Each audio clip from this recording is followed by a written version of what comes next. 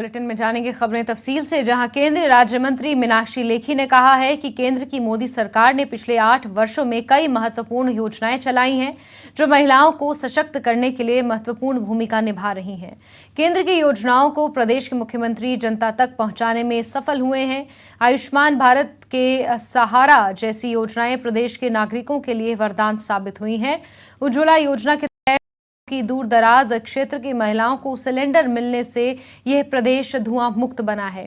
उन्होंने कहा कि जो सुविधाएं प्रदेश के लोगों को मिल रही हैं वो राजधानी दिल्ली तक में नहीं मिल रही हैं।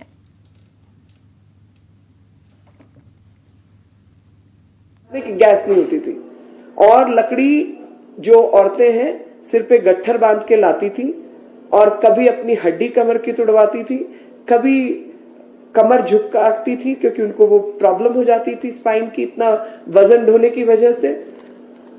और किसी मंत्री या किसी सांसद की दरखास्त पे, एप्लीकेशन पे सिग्नेचर, हस्ताक्षर की जरूरत होती थी, तब गैस का सिलेंडर मिलता था और शहरों में ही होता था।